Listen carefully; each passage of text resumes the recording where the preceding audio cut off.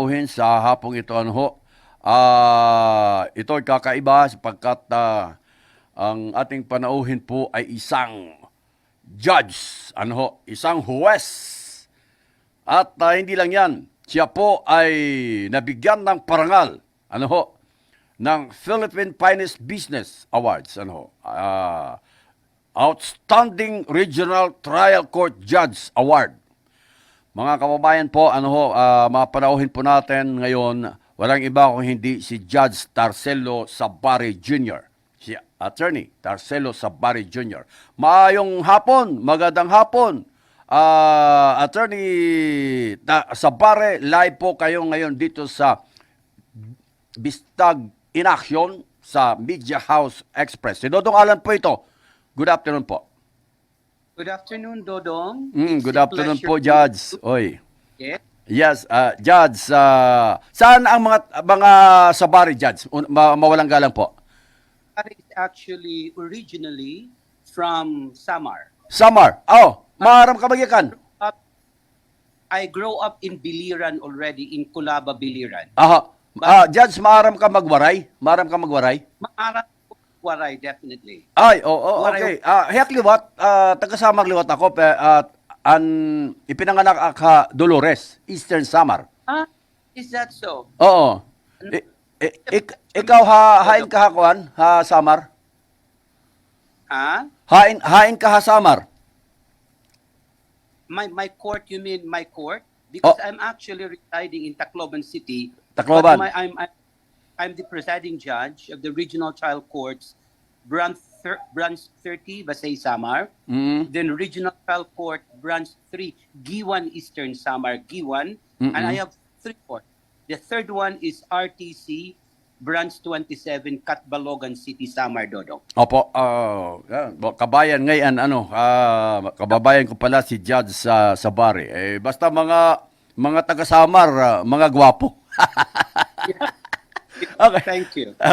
Okay, Judge, kayo po raw ay pinarangalan ng Philippine Finest Business Awards ng Outstanding Regional Trial Court Judge Award. Yeah. How do you feel yes. nung kayo po yung nagawaran? Siyempre, simula po kayo po yung naging judge, tapos maraming mga pagsubok na dinaanan. Simula po kayo po yung naging abogado, tapos maraming pagsubok na dinaanan hanggang naging judge. At ito, nagkaroon po kayo ng Outstanding Regional Trial Court Judge Award from Philippine Finest Business Awards. Ano po, how do you feel during that time? Actually, Dudong, thank you for that. No? This is my 14th award. Oh, wow. So it's definitely, I would say the award is an inspiration on my part. I am extremely happy to receive again another RTC award. Marami na pala po kayong naging awards. Pagpapatunay lamang po yan, Judge, na talagang nami-maintain po ninyo yung inyong reputasyon sa kabila po na napakarami mga tukso. Pag ikaw maging judge, talagang ang tuksoan nandyan. Okay, nung kayo po ay practicing lawyer po, ano po ang isa sa mga masasabi po ninyong kailangan sa proseso natin sa pagdinig po ng mga dapat baguhin? Kasi siyempre, nung kayo po ay naging abogado, practicing lawyer po kayo, hanggang sa may mga napapansin po kayo na dapat baguhin po sa justice system natin. Mayroon po ba kayong nakikita pa ngayon na dapat pang baguhin o nabago na po, Judge? The Supreme Court has been trying its best to improve our judicial system. And our judicial system is getting into what we call rendering of speedy justice. Ginagawa na yan ng Supreme Court ngayon. In fact, the reason I think, Dodong, why I was awarded is because I'm really very fast in terms of disposal of cases in the courts that I have handled. Palakpak ako dyan. Talagang yun ang kailangan natin. Speedy trial. Speedy justice. Because, Dodong, when I joined the judiciary, I had in my mind the principle that justice delayed is justice denied. Oh, yeah. So when I join Yes. judiciary, I Opo. see to it that all cases are tried with dispatch. Okay. Judge, galing na po sa inyo, sabi ho ninyo, justice delayed, justice denied. Ano ho? Definitely, definitely. Opo. Kayo po ba ay naniniwala sa kasabihang ito? At justice delayed, justice denied? Yes, Opo. definitely. Bakit That's why marami as po far sa as mga I am kaso natin sa concerned, Korte Dr. Judge na As far napakabagal, as I am napakatagal bago po nilagawaran ng hustisya ang isang kaso, Judge. Anong masasabi ho ninyo rito? Actually, I'm speaking for myself. Yes. No? As far as I'm concerned, like what I told you earlier, I finished my cases, particularly criminal cases, in just 3 to 6 months. That's how fast I am. And that might be the reason why I have been awarded with so many outstanding awards by different award-giving bodies. Okay. I cannot speak for others, but I can only speak for myself. Yes, sir. Yes, sir. Siyempre, sa karanasan ho ninyo bilang abogado at saka kayo po nagawaran po ng award na yan, talagang maganda po ang performance ho ninyo. Nasaan ang kabagalan, Judge, sa inyong pananaw? Pinag-uusapan rin lang natin yung justice system sa ating bansa. Yeah. Nasaan ang kabagalan? Sa sistema o sa mismong judge? Nasaan po ang dapat na mayroong mga pagbabago? I think it depends on the judge, Dodong, on the lawyers too. On the lawyers too. For Opo. me, these are the two factors why there are some courts, which, as you said earlier, might not have been rendering speedy justice. Sabi ho ninyo, depende sa abogado o judge, depende sa judge, at Yes. depende rin maaring sa sistema rin po. Ano ho? But like what I said earlier, the Supreme Court has been trying its best Oho. to improve the system. Yes. Ano pa? Ano pa kaya ang sa palagay ho ninyo na nasa isipan ho ninyo, judge, na pwede pang kalikutin ng Supreme Court o ng iba pang mga pwede makialam rito para magkaroon tayo ng ma-achieve natin yung sinasabing speedy trial at saka justice delayed, justice denied, mawala po yan sa I kaisipan would natin. say, Dodong, create more additional courts. Opo. Congress should create additional courts. Additional, okay. Yes, because in some areas, there are only few courts which cannot accommodate the rising number of cases. That should be taken into account too. Opo.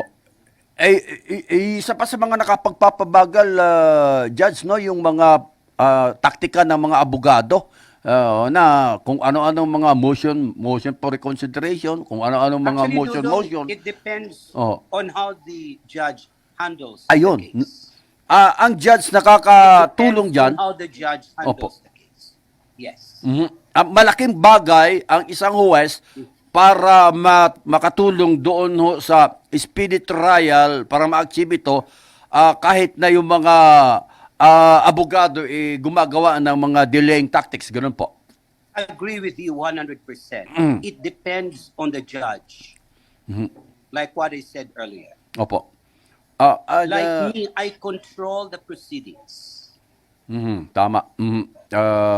Sa ngayon, Judge, mukhang kakaunti lang yung ano natin siguro, no? Daming kaso, kakaunti lang yung mga judges. Yes, there's also a problem now on judges, no? Yes. There are, because many judges have already retired, no? Opo. There's the reason why, Dodong, I told you earlier, I am now handling 3 courts. Saan yan? Sa Tacloban? No, one is in Basay, Basay? Samar. Oo. One is in Giwan Eastern Samar.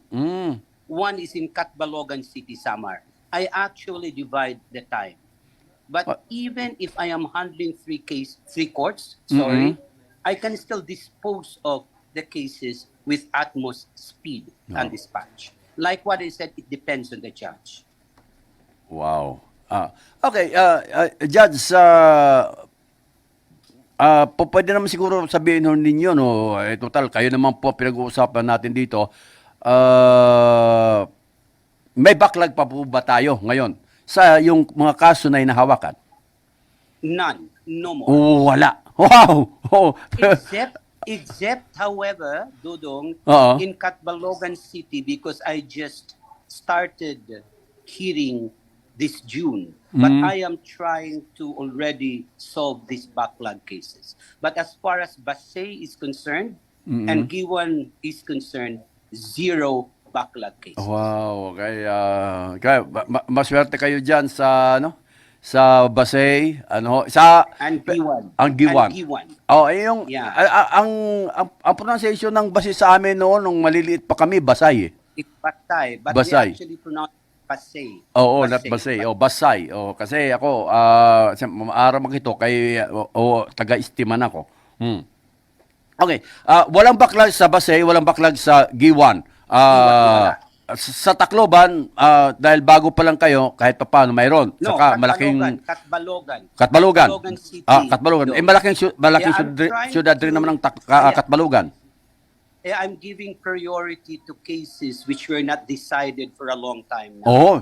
Oh, In very good. Catbalogan City, Sama. Oo. I'm giving priority. Okay, Judge, mayroon akong gustong ibitin na tanong, yun hong tanong ko ay may kaugnayan po din sa justice system. Mayroon tayong tinatawag na jury system at saka yung tayo, anong system yung mayroon tayo, kung anong tawag niyan. Ano ang kaibahan nito at saka sa palagay nyo, ano ang mas magandang sistema na po pwedeng i-adapt ng isang bansa. Sa ating pagbabalik, saglit lamang ho, mga masugi namin taga-subaybay, narito muna ang ating himpilan. Kulop nga haw. Again, good afternoon. Oo. Okay, Judge, anakon ginabitin nga tanong, mayroon tayong jury system at saka yung sistema natin. Kung anong tawag yung sistema natin, We have no jury system in the Philippines. There's no jury system sa Pilipinas, opo. There is none. Yes. There is no jury system in the Philippines. Oh, There is none. Anong kaibahan nito at kung kayo po ang tatanungin, saan mas magandang sistema, yung jury system o yung Philippine system of justice system? I would say jury system. Mm-hmm. Because in a jury system, it will be the members of the jury who would decide the case. It's not the judge who eventually will decide the case. It's the members of the jury, like in the United States of America. Pero, Judge, ang alam ko, sa Korea, mayroon silang jury system, pero pwedeng i-ignore ng judge at pwedeng hindi igalang at ang igalang ay yung judge mismo ang magbigay ng desisyon. What is this kind of system? I'm not sorry, Dudong, I'm not quite aware of the judicial system in Korea. I'm sorry. Anyway, okay. But candidly speaking, in the U.S., it's a jury system, and it's the members of the jury who would actually decide, particularly in criminal cases. The judge there will not decide. Meron pa yung mga UK, pati Australia, kung hindi ako nagkakamali. Yeah, there are some, yes. That's correct. Jury system.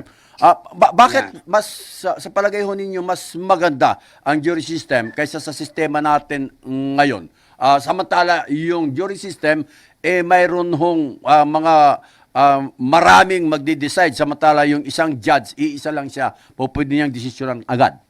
I would say jury system is better because at least there are many who would be thinking about the case, who would be thinking about what judgment would they render, whether to convict or to acquit. the accused. Parang kasabihan, two heads better than one. I would agree with you on that. Oh. Yes. Opo. Tayo sa ilalim ng mga batas natin, pwede ba mayroon bang yung sinabi ko kanina, Korea, pero hindi naman kayo aware diyan. Pwede ba maging hybrid ang sistema ng jury system ng justice system natin? What do you mean hybrid?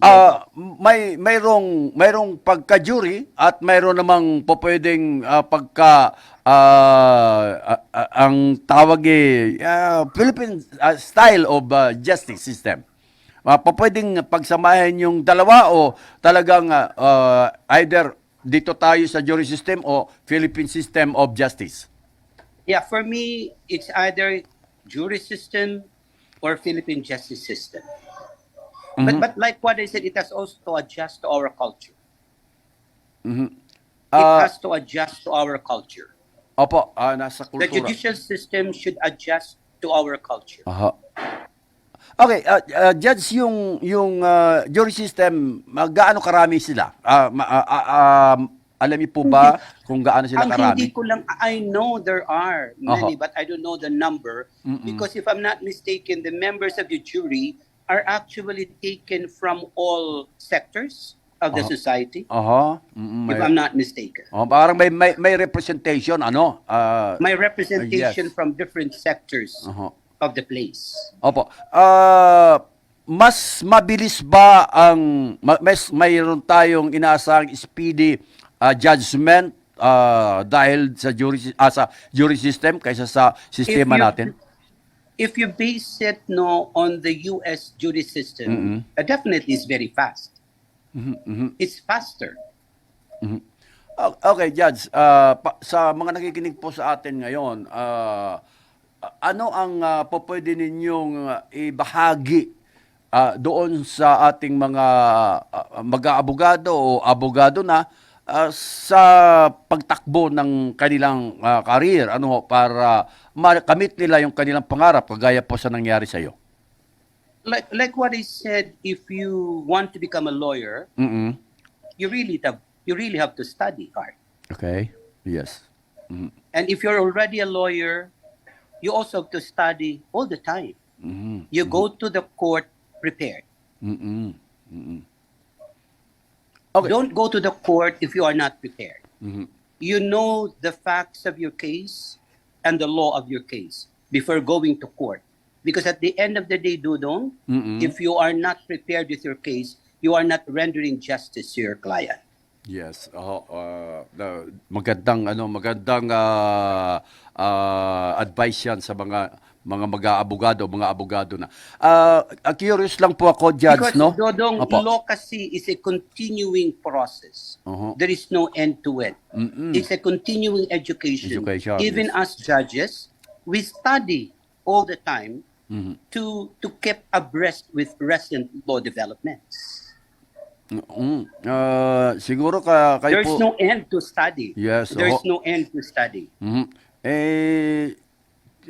Siguro, graduate po kayo with high honors, Judge. Yes. I graduated in my Bachelor of Laws at the Divine Word University, cum laude and class valedictorian, Dudo. Oy. Wala na. That was in 1984. Wala na, may nanalo na. 1984. May nanalo na, Judge. Okay. Yes. Judge, ito naman parang proseso lang na gusto kong malaman. Kasi hindi lahat ng mga lawyer nagiging judge. Pero maaari, ang iba talagang gusto maging huwes. Ano ang proseso para ka maging judge? May mga dadaanan bang proseso o basta na lang bigla ka na lang gagawin? Political leader, ikaw, tuturo ka, ikaw judge ka na. Mayroon po bang mapamantayan? No, Dudong. Okay. If you want to apply as a regional trial court judge, you have to have at least 10-year experience as a lawyer. 10 taon. Okay. Yes. If you want to join the first level courts, the municipal trial court, for example, you have to have a 5-year experience. 5 years. Before you are eligible to apply. We apply before the Supreme Court, and then the Supreme Court will select from among the applicants what we call the shortlist nominees. And the shortlist nominees are brought to the President of the Republic of the Philippines, and he will choose among them who would be appointed. So at the end of the day, the appointment of a judge is political in nature.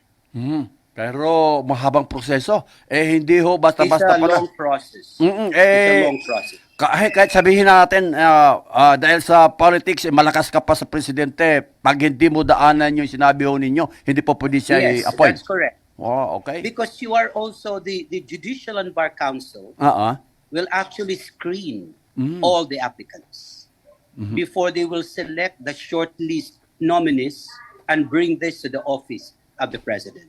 Yes, sir. Mawalang galang po, Judge. No?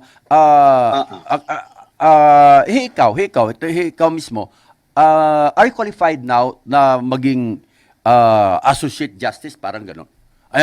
Yes, I am qualified already because I've been an RTC judge for more than 10 years already. Yung qualification is you must be an RTC judge for 10 years before. Yes, it has been placed, I think, last year by the Supreme Court, the JBC as a requirement, at least 10 years. But if I'm not mistaken too, there were some who were allowed to apply even if they have not yet been 10 years as a judge. Okay. Kung ako ang magiging presidente na hindi naman mangyayari, ngayon pa lang i-appoint na kita as one of the associate justices. Thank you, Dodo. Thank you.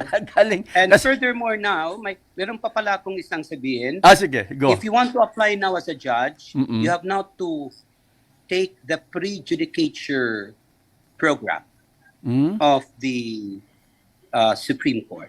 Pre-judicature program, Ano where po you yun? have to, it's actually a 10-day schooling, parang schooling, where you'll be taking examinations, there will be graded recitations, which is now a requirement before you can apply either as a first-level court judge, second-level court judge, RTC, or you want to apply as a justice of the Court of Appeals or Sandigan Bayan or the Court of Appeals. It has been strictly implemented already. Pag sinabi pa lang kasama ka doon sa mga associate justices ng kataas-taasang hukuman, parang halos master mo na lahat ng mga batas na umiiral sa Pilipinas. Yes, definitely, Dudo. Definitely. Pero bakit, Judge, no? May mga decision ng Supreme Court na nare-reverse. Bakit ganon? Pagka nag-decide ng Supreme Court, sa tingin ko, yan na yun. Pinagdesisyon na yan at napakagagaling ng mga iyan. Pagkatapos, mayroong Yes, mga apila nare-reverse. Why?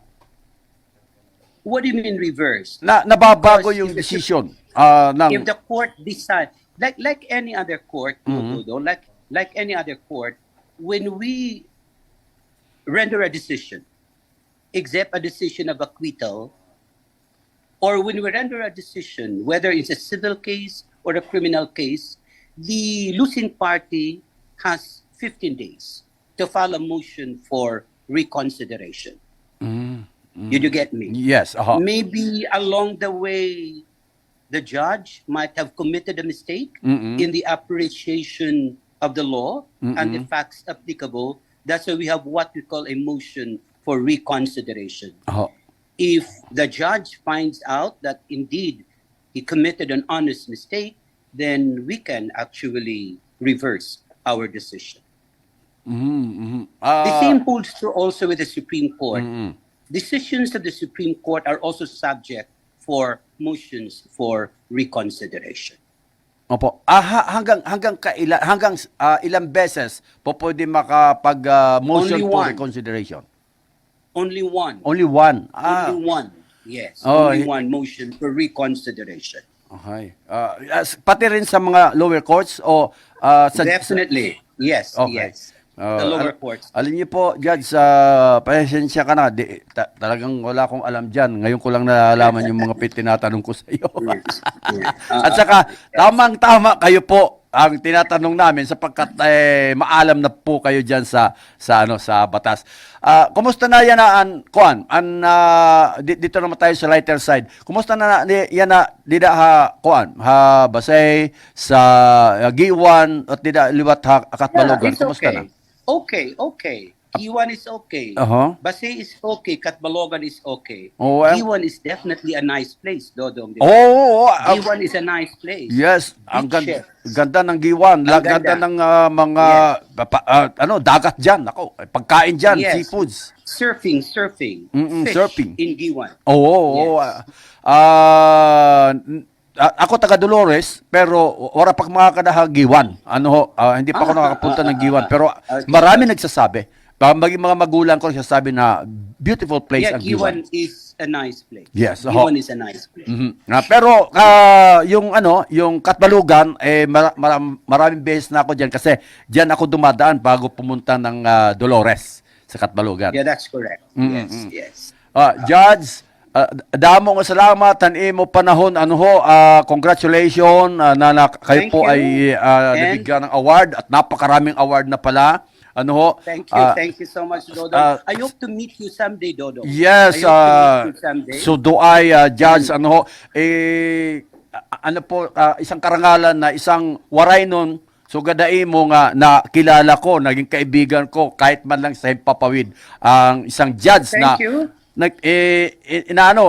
ginuupay ni trabaho tapos adikain para magkaroon ng speedy trial sa atin at speedy That's solution sa correct. mga kaso. And also, Dudong, allow me to say lang, I hope that people will support the projects of Love Visual Corporation. Yes. The Love Visual Corporation is the one which actually gave these awards to me. We are supporting La Visual Corporation, itong Media House Express Thank you, Judge Judge Again, it's a Sabari. pleasure to be talking to you this Opo. afternoon. Likewise, ingat po kayo, keep safe, Judge. Thank you, you too. Okay. Thank you. Salamat po. Thank you. Okay. Si Judge Tarcelo Sabari Jr. Nako, multi-awarded judge po yan. Alam nyo, pagka ganyan po yung nagiging kausap natin, mga kababayan, nabubuhayan din po tayo. Kasi yung kanyang mga ginagawa, nagiging inspirasyon, hindi lamang ng mga abogado sigurado, na kung hindi ng iba pa mga profession. Kagaya ko, na-inspire din po ako gumawa ng kabutihan. Dapagkat yun hong award na Outstanding Regional Trial Court Judge Award na binigay po ng Philippine Finest Business Awards ng La Visual. Ito po mga kababayan ay isang award na hindi po makalilimutan salinlahi. Masasabi po yan, oy, yung aking lolo naging award, naging most outstanding regional trial court judge po yan, award. Nakatanggap po siya, 'di ba? Napakaganda. Kaya siguro sa mga nakikinig sa atin, sana maging isang